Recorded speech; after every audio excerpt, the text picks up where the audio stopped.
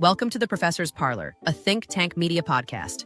Hosted by Dr. Berkita S. Bradford and Dr. Sherrie Tennessee, this is a space for real conversations about professional growth, career pathways, and what's next for hospitality and tourism. From entrepreneurship to industry leadership and the lived experiences of students on HBCU campuses, each episode blends academic insight with real-world perspective. Pull up a chair. Let's get into it. Good evening, and welcome to the Professor's Parlor. We are so glad to have you, and thank you for agreeing to be on our show. It is a very organic show, which is why we call it the Professor's Parlor. Imagine if you were in our living room and we were having conversation. So I'll tell you a little bit about myself, and then I'll pivot to my co-host, which you know very well. And so I am Berkita Bradford, and I chair the hospitality program at North Carolina Central University in the School of Business. And I have been teaching in the hospitality space for this fall, actually made my 20-year anniversary. Wow. Yes. Wow. And so born and raised Louisiana, and through and through a Southern girl. And I am fortunate enough to work with young people every day in this space where they're making, some pretty important decisions. And it is truly exciting to do what I do. And when Tim approached me about this idea, I was like, yeah, I'm going to need a co-host. And I reached out to Sherrie. And I will say it's been awesome. It's been really good. So we're really excited to have you here. I'm interested to hear what you're going to say, because she's spoken very highly of both of you ladies. And so I'm excited, and do know that I will be reaching out to be like, hey, can you speak to my kids? Which I call them kids. And I am a baseball fan. I grew up, my brother, my cousins, I'm a baseball fan. I have sat in a many of ballparks, from T-ball to professional. And so I'm really excited about this. I love sports, but baseball is my second favorite. Football is my first. So, and that's U.S. football too, because I know there are two versions out there. All right, Sherrie, that's it. That's all I got. Thank you so much. I'm going to do a really short introduction because both of these ladies know me. They have spoken at my classes. Anne has been in my life longer than we're going to say, Anne. We don't want to date ourselves. But I am the online coordinator, satellite liaison, and assistant professor at Virginia State University. I've been in the hospitality realm for 20 years, and I'm super excited for our guests because not only do they bring a topic that's so hot and relevant in hospitality, which is sports, but they bring a whole nother element in that they both work in HR. And so we, as Berkita said, we're training these hospitality leaders. And so, ladies, I would love if you could introduce yourselves, talk a little bit about your background, and then if you could give, if there was one thing you would want to tell an applicant coming in to a location for a job in hospitality. So, Ian, I'm going to start with you because we go back the longest, and then Felicia, you'll go up next. I will say, Anne went to my father's alma mater, which is Hampton University. It was Hampton Institute. So I went to Hampton with him, but Anne actually went there, and I'm in their group. So, Anne, with further ado, I hand the mic to you. Thank you, Sherrie. Yes, we go way back. Before cameras and social media. So my name is Anne. Anne Seeney. I've been in HR in some form or fashion for almost 30 years. Like Sherrie said, I went to Hampton University in undergrad. I got my MBA from University of Maryland, called University of Maryland Global Campus now. It used to be called University of Maryland University College. And then I also received my Master's of Jurisprudence in Labor and Employment Law from Tulane Law School. And I spent the last almost 12 years in professional sports. But outside of that, I also worked in public education. I've worked for nonprofits. I've served on multiple boards, usually helping organizations build. So that's kind of me in a nutshell. And well, currently I stepped away from the corporate world and I'm working on my own business. I have a consulting business I've started doing coaching and HR consulting. And trying to master gardening, and it's humbling. Okay. And you're killing it. You're killing it. You're killing it. Right. What's your one piece of advice you've given out? Oh, the one piece of advice. Mhm. If you apply for a job and it's not where you live and you don't want to move, don't apply. Don't apply. So that happens all the time where HR, and Felicia will attest to it, where applicants will apply to all these jobs at all these teams, and it's everywhere across the country. We have them come in and interview, we make an offer, and they say, oh, I don't want to move. We've been in this process how long, and you didn't know you didn't want to move? So if you apply for a job, you expect to move. And if you're going to work in sports, expect to move. So that's my thing. Okay. That definitely does not apply to Felicia, Sherrie and I. We lived all over everywhere. Mhm. A lot of people in sports do. It's a traveling one. Mhm, So Yeah. yeah. Well, that's hard to follow up my Annie, but I will. My name is Felicia. I'm sorry, this background, I keep swinging in my chair. My name is Felicia Lamar. I am the Director of Diversity, Equity, Inclusion, and Human Resources for the St. Louis Cardinals. I've been in HR for, gosh, a little over 20 years now. I can't believe I'm saying that, but a little over 20 years. I am a hospitality baby at heart because I started working my professional career in the casino industry. Then I went to a hospitality company, one of the largest in the world with Delaware North, then came over to sports. So I am lucky that I kind of get to marry my two loves, hospitality, HR, sports. I get to kind of marry all of those things together to be a better HR professional to my staff and all of the people that come to Busch Stadium every year. So I love what I do. Very fortunate to be in this role. A piece of advice that I would give to applicants is to show a little bit of your personality when you're in the interview process. If you're selected to be interviewed, we already know that you meet the minimum qualifications and the skills, but we want to look a little bit deeper when it gets to hospitality and sports, just to see, hey, what's the culture add going to be here? How is this candidate going to add something to the team that we already have? So don't be afraid to show a little bit of personality when you're in an interview. I love that. I have a question for both of you when it comes to hospitality, because a lot of times people, and I heard it, I heard the quote, they were like, a stadium is just a venue that hosts sports, events, and food.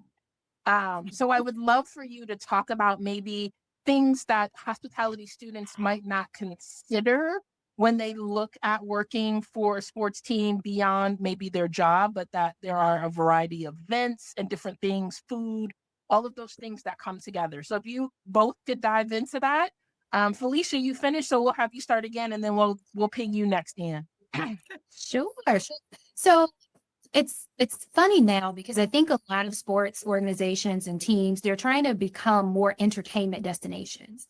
So it's like we put on a party 81 times a year here at Busch Stadium. Everything from, selling the tickets, what we're going to wear on the field, who's going to be on the field. We put together this entire party for people to come in the building, watch a baseball game, but to also have a little bit of fun, enjoy some nice food, see some different acts that we may put on in fan engagement. So the entire thing is an experience. It's just like any concert, going to any wedding production or anything like that. It's the exact same frame of reference to how we think about putting on a baseball game every day, in the season.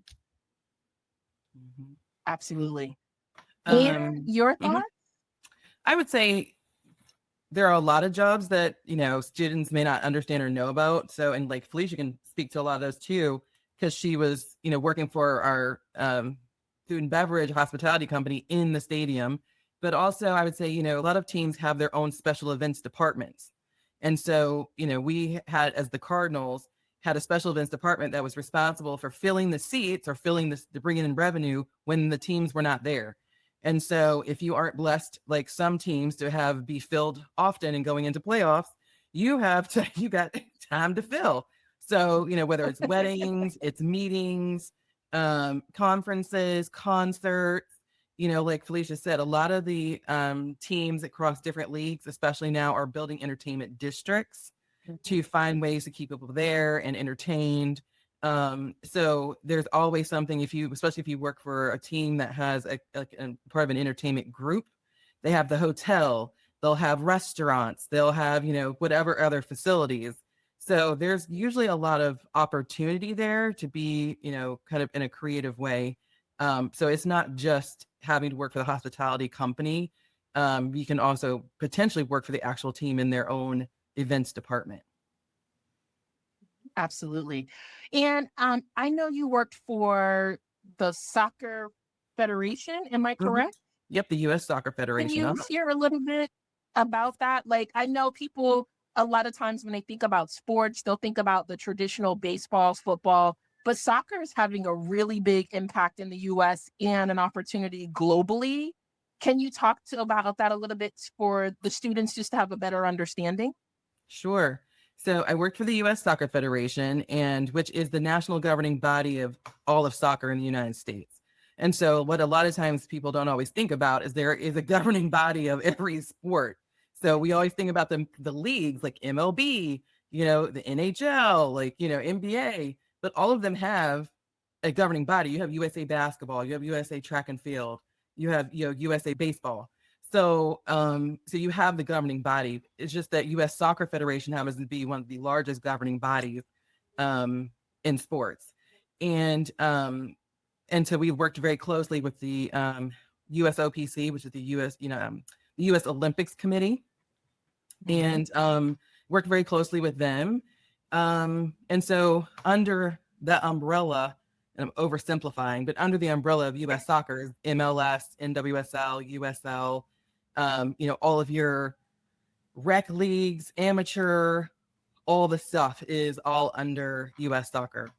And so, like you said, soccer has been having this, momentous, explosion, especially in women's soccer.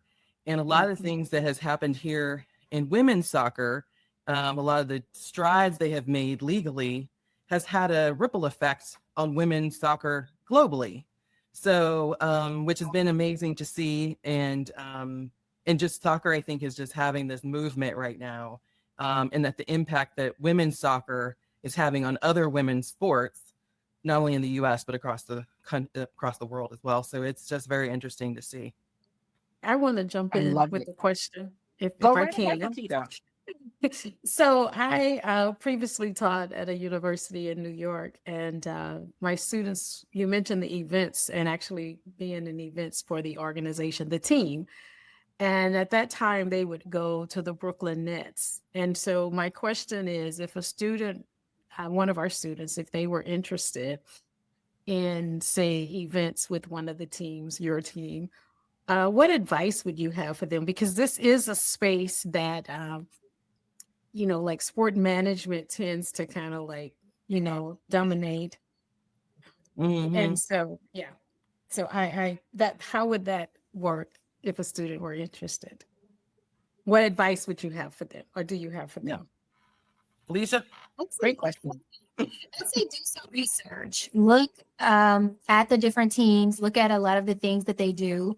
I can speak for a few teams that I've seen, but we have a webpage that's dedicated to our special events. So go out there and take a look at some of the events that they've put on and some of the things that they've done. Reach out and ask questions too. Networking is huge. You want to know, ask the questions. Just try to get as much information as you can. Every team in some shape, form, or fashion will have some type of event or some type of staff that's catered to that. And then you have your hospitality companies as well, your Delaware Norths, your Levy's, your Legends, all of them who are in stadiums, who are doing that job for teams. So do some research and ask some questions, because that'll go a long way. Because I had a student that you just made me remember. She worked for, she alternated sports, but one of her facilities was the Ravens and then the Atlanta Braves. I don't know who the company was.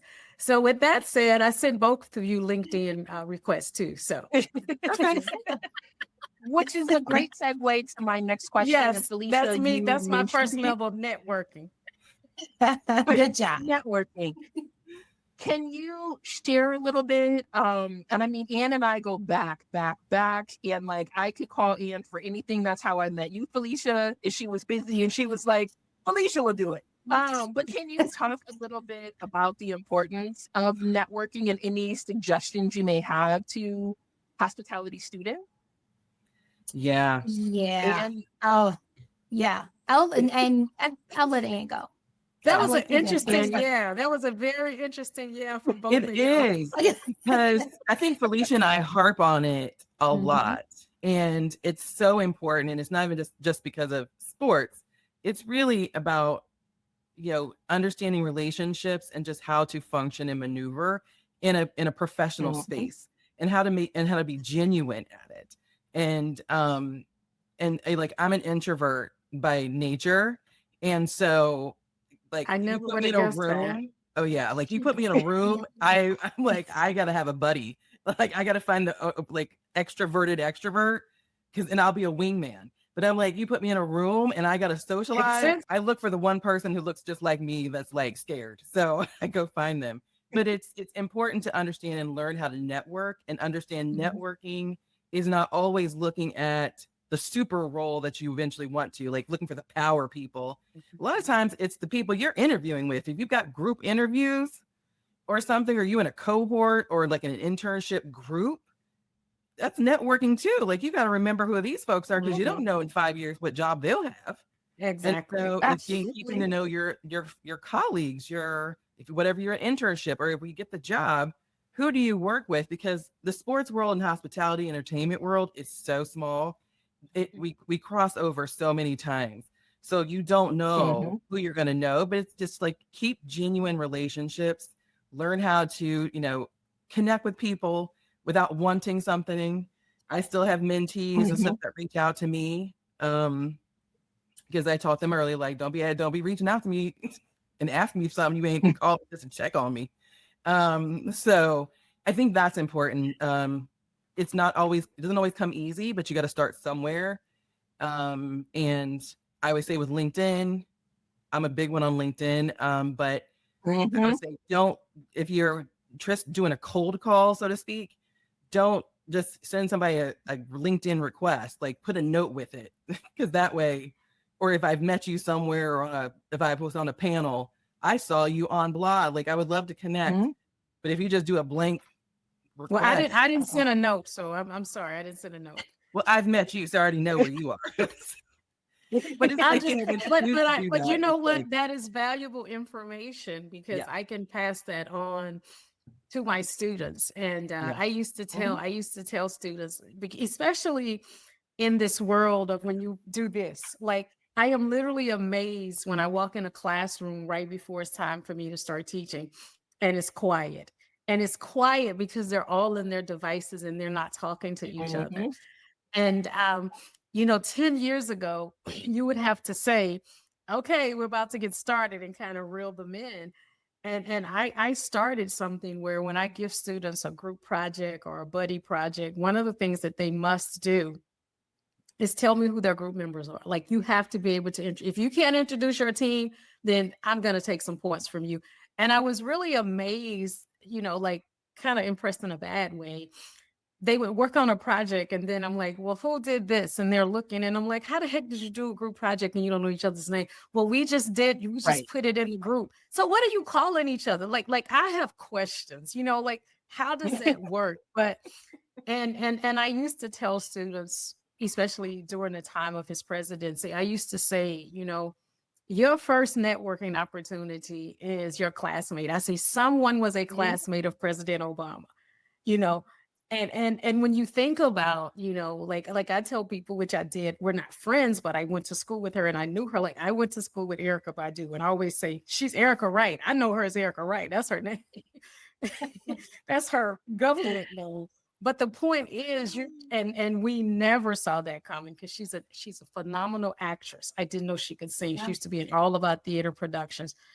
And it's not even like to name drop. It's just, if I can go to school with someone like that, you don't know who your classmate is going to be. So I really like hearing you say that, because I've been saying that, and now I can say that I talked to these fabulous HR specialists, and they said it too. Yeah, I got some credibility now. I've known Ann a long time. That's all I'm gonna say. And when I met Ann, I think you had just finished Hampton and you had moved to Maryland, and like she was No, we met coming each other into before that. HR. Oh, I did. Oh my God. We're not gonna go back how far. Ann is my example to my students on a regular basis because I say Ann and I were friends. I didn't know what her career was. We just kind of met, hung out, stayed connected. And Ann has had this amazing trajectory of her career for St. Louis Cardinals, Soccer Federation, growing beautiful pumpkins and making sweet potato pies for Thanksgiving. Like, you just never know where people are going to be. And I always say, like, when I call or text Ann, I'm like, hey, I need a speaker. I got it, right? And so and what I will say, and I think you made a great point, Ann, and we've both seen this over the last 2 years because we had trauma in 23, is those interactions are not just for the birthday parties and the new jobs, but you got to sit with people in the cage too when things are not going well, when they're in transition or life is, what do you say? When life punches you in the face. Right. I know we've had such good conversation, but but we're all talkers too, because I remember even with Sherrie, when I met her and we just hit it off because I asked her, I said, I don't even know. I think she must have been talking about her experience with sandals. And I said, are you Jamaican? And she said, I'm Jamaican. And I was like, yeah, we're going to be friends because just something like that. We connected because she was like, I'm Jamaican. And I laughed because I love to laugh. And it went from there. And so relationships are so important. But I really would like give Felicia 30 seconds just to respond. Yes, I was going to say, we have to let her. We'll give you 40 seconds, Felicia. It's okay. I don't need it all. Ian pretty much said it all. And I'm a product of networking with her. I came in the building with Delaware North and I'd reach out to see how I could better partner with her and everything that they were doing on the Cardinal side. And it just went from there. And it is important to me. Like I check in and I probably do more of the, oh my God, Ian, I need help. What do you think about this? Like literally now I will call her like, oh my gosh, look, what do you think about this? So I still reach out to her. Like she said, the sports world is big, but it's small. And we all know each other. We all have interacted in some way. We all kind of always, kind of cross in some shape, form, or fashion. So it's good to build those relationships because again, you never know when you'll need to reach out for advice or you're in a new city and you need to know something, or you just kind of just sharing knowledge across the industry and candidates. There are a ton of times where I've recommended candidates to different teams that have gone on and been hired with the team or some of the hospitality companies. So it's always good to network. And I tell people a lot of times I'm here just because and can look kind of mean sometimes. So sometimes, so when I've reached out, I was like, oh, I'm almost scared to say something to her. But look at what blossomed from that. She's literally one of the people that I turn to now because I didn't let it scare me. That's so funny. I didn't let it scare me. I was like, I'm doing it. You were not and another thing I share with my students that I'm hearing, like when Ann said, send a note. I tell them, I said, effective networking is, you know them, but do they know you?